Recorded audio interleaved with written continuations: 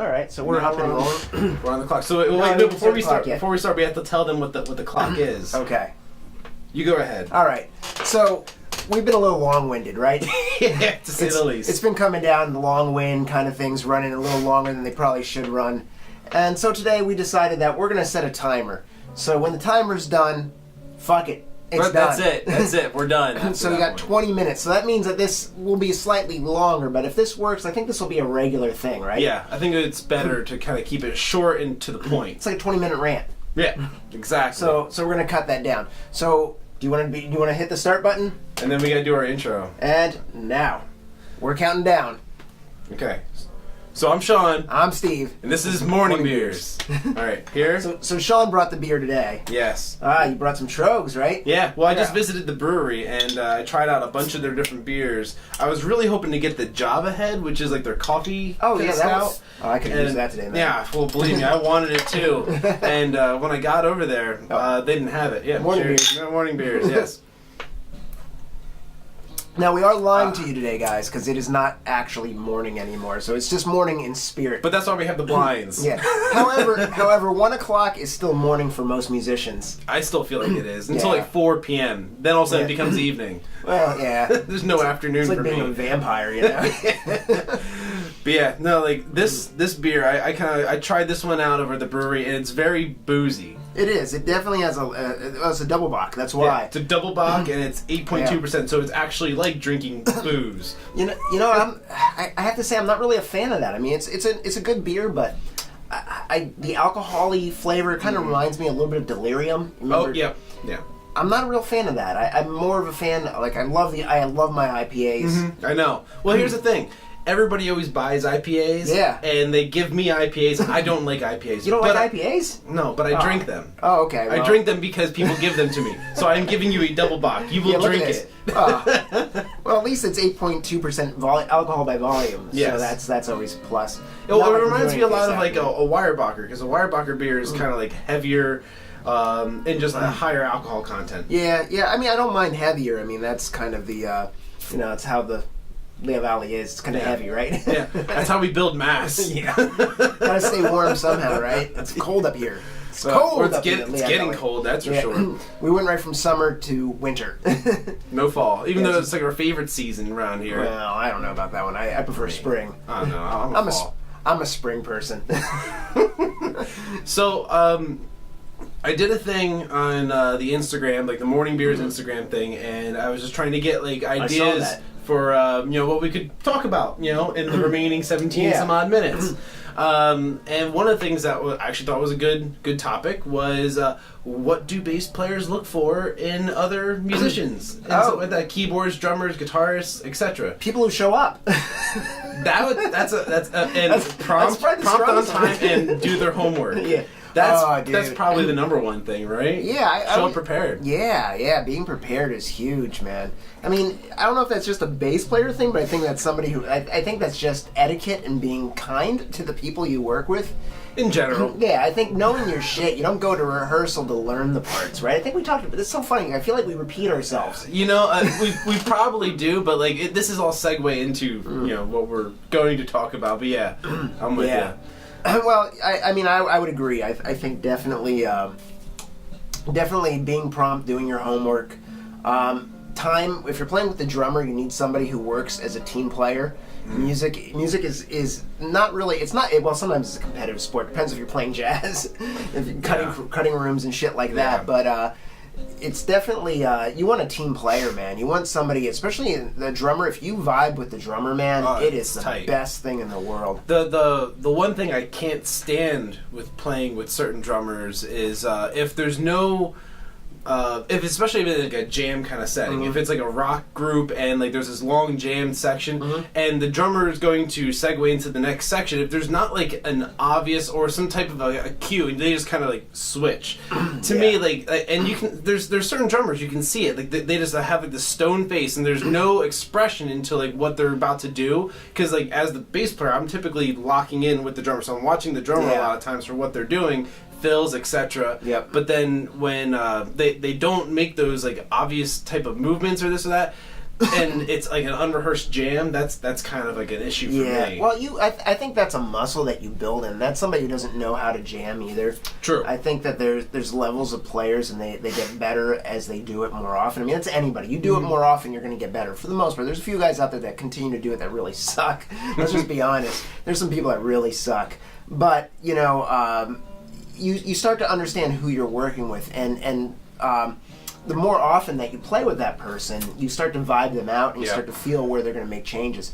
I played with some really great drummers over the years, and I played with some really heavy guys that are not so great drummers that, you know, they're very selfish lovers.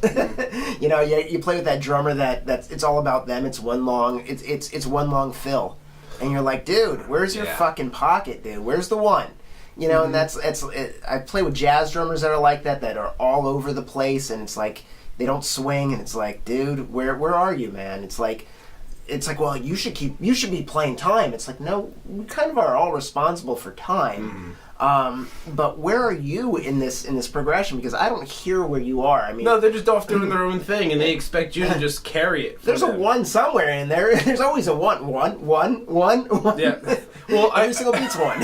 There's I mean, there was a few gigs before where I was playing with this drummer, and he was, I mean, like, inexperienced. I'll give him the excuse of inexperience versus not good. Okay. And I remember having to look over to him several times, making huge gestures and yelling at one. And that happens. I mean that's granted. I mean, you're going to have guys that are definitely inexperienced. Yeah. And they're hard to play with. And it's like, hopefully by this point in a career, you're like, do I really need to play with those guys anymore? It's like, no, you don't. I look at that all the time. Like, I'll search like Craigslist or something to look like for bands that are looking for bass players. Mm-hmm. And there's always those key signs that, you know, you see that and you're like, do I really want to deal with this shit? Do I really want to play with guys that you have to kind of teach the music? And that becomes an issue, you know? Yeah. It's like, who the fuck wants to teach the music? It's like...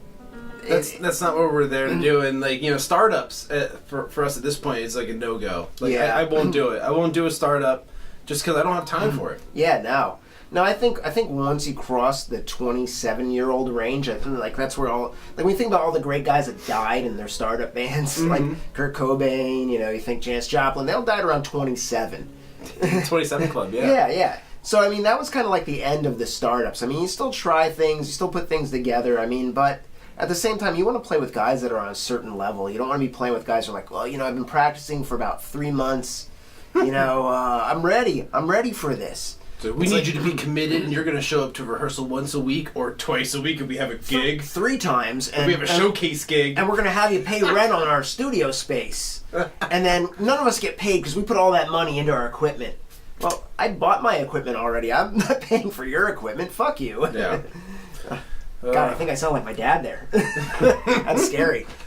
Yeah, well, I mean, it's just something that, like, you know, when you scour Craigslist, that's one of the things you'll always see is always, like, the startup stuff or the people who don't want to really, like, do anything with it. It's just more, it's recreational players a lot of times. It's really hard to network. Like, if you are playing on a professional level, it's really hard to network. It's really hard to find guys that are on that level. I mean, like, I'll play with guys that are, like, you know, if I know a couple guys from Apple or a couple guys from other places that are just kind of tooling around, I'll jump in and help them out. I'll play with them a little bit, but, you know, you're not going to go out and do a gig with them because that's always, like, a nightmare. So it's really hard to, like, set up a good networking scenario where you're playing with A-level players that are able to just go to the gig and do the gig without, like, hours of prep. I don't want to do that, you know? Right. It's like... That's lame. So it's like, I feel like even in bands like the band that I'm in now, it's like I know the guitar player for 20 some years. Right. The drummer's decent. The horn player's been playing forever. Corinne's been doing her thing forever. Everybody kind of is able to just go in and kind of lay it down. So it's a good scenario. So it's like, that's like one of those gig triangles, you know? It's like we talk about the gig triangle. It's like either you like the guys you're playing with, the music is great, or the money's great. The other side, that I would say it's the gig square. You're playing with players that can handle what they're doing, you know? Sure. Not only do you like the people, but they're able to handle the job. I think, yeah, they're kind of closely related. They would be, those points would be pretty close together. So it might be like, would that be a trapezoid there?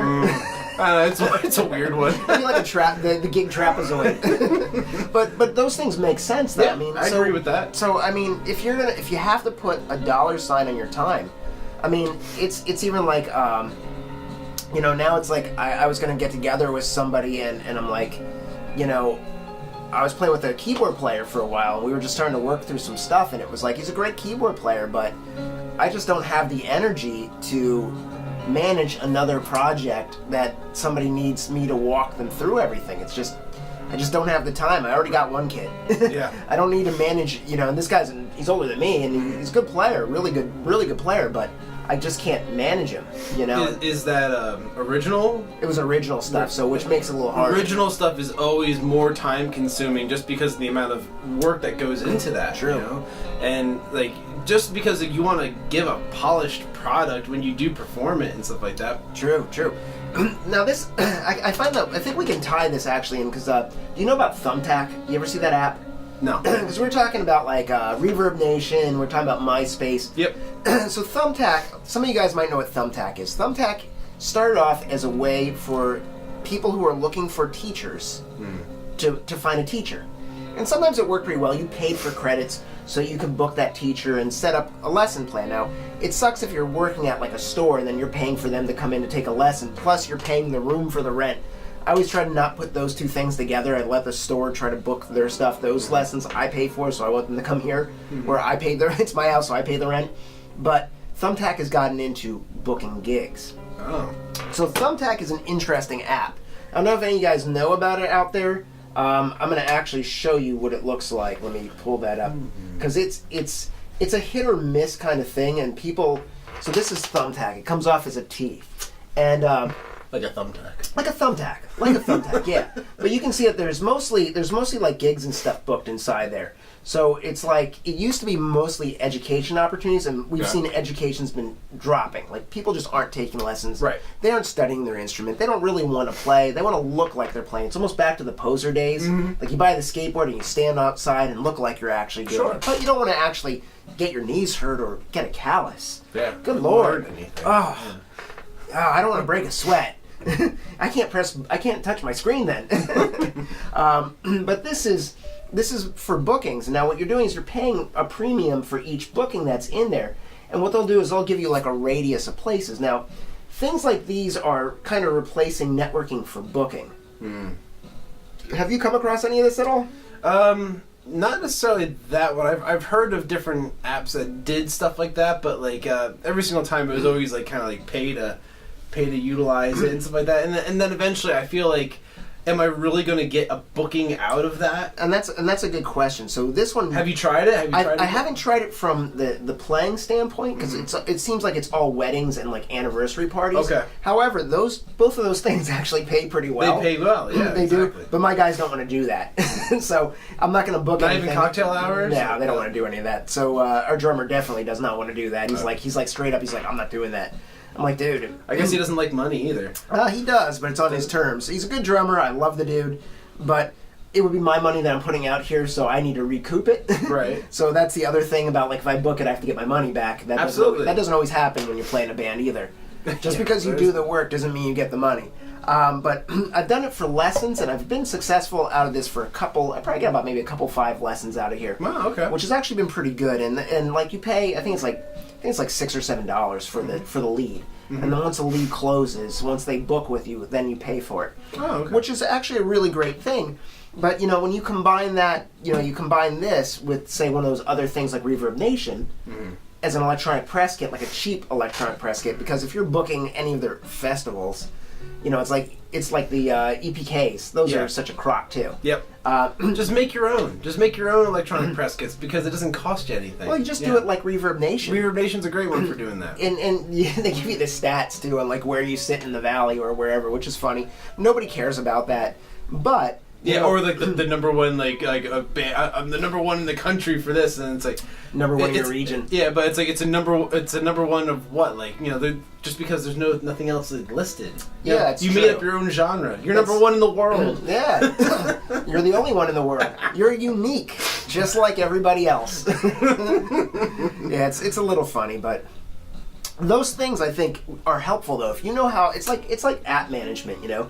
It's like you can do almost everything through an iPad. I talk to people all the time about this because you don't really need a Mac anymore. Like you don't need a computer anymore. You can live through an iPad. You can do all your video editing, you can do all your recording, you can do almost everything through an iPad. Now I love my Mac, but if you stack your apps, just like you stack your resources, like I'm going to use this for booking, I'm going to use Facebook to network, get somebody in, send them a message, or Instagram, send them a message with a link to that Reverb site. I don't care if anybody likes my Reverb site. I just want them to see that I'm booked somewhere else. I have photos up of the band. I have videos up of the band. They're supporting it without me paying for it. Sure. And that's always been a problem is hosting, you know? You're paying for that shit. And who cares about a website with paying for your name? That shit's... I think I'm done with it too. Like I've had my website for a while, and like I don't get like real traction off it. Like it says like I get like all these visitors from like China. It's like what is that really gonna do for me? The Chinese love Shawn Cav. Yeah, ShawnCav.com. They love me. They love you. Great Wall. Shawn Cav. There's monuments of me by the Great Wall. Actually, I think I saw a band poster there. You're playing soon. That I haven't gotten the invite yet, but they're probably just hosting my music. Well, you know there are those fake Apple stores over there. There's probably a fake Shawn Cav too. That's true. It's a pear store. Well, no, they actually have like I remember Phil Jones was telling me he sent me photos the one time. There are actually fake like Apple stores that look exactly like Apple stores in China because of the copyright laws over there are crazy. They don't exist. Our copyright laws don't work over there. So it doesn't matter. It's kind of funny. So you walk in and you don't know the difference. That's why a lot of the folks come here to buy stuff because at least they know it's legit. Yeah. Well, it's like what's that one website? Like AliExpress. You recognize that site? No. That's a Chinese knockoff like gold mine of like, you know, I mean, I would never purchase anything through it because it's all brand name stuff being shipped over from China. Like you're looking at like Adidams. Adidams, but then Fourth like Stripe for free. No, like Federa. Like, do you remember when they, like I think Federa was posting all kinds of shit. Like, these knockoffs, blah blah. I think that's when it was getting big. Federums. Like Foderums. Fodera. Yeah, and like they have tons of them over there. They have tons of them on that site. I'm like, oh my god! And like the difference is like you're looking at like a Matt Garrison here in the U.S. built by Vinny and like kind of used to be. Well, now it's not CNC. so much anymore. CNC well, no, they're machine. not CNC, but they have other guys that are in there. They still no, it's they use a plectrum. The standard ones. I think the standard models are CNC. And they're doing a Plex machine, which does like the fretting, but so does Martin Guitars. They're using a Plex machine. Who gives a shit? John does. John McGinney does.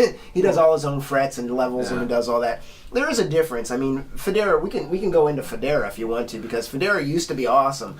Not so much anymore. Well, yeah, but like, all right, so like, but that's like just as an example. I only brought that up to show about the $10,000 versus the $350 knockoff. $20,000 now is like I think the AJs are like $23,000. Absurd. It is absurd. It is absurd, and it's those guys. Vinny and Joey really don't run the company. They're part of it. It's a partners now. There's two other partners besides them. Okay. And it's just not the same place anymore. It's not the same hang. That world has changed. It's kind of sad. I miss when the old days. It used to be a great place. I don't know. I've only ever. I think the only Federa I've ever played was yours. Yeah. Back in the day. Yeah. Well, that.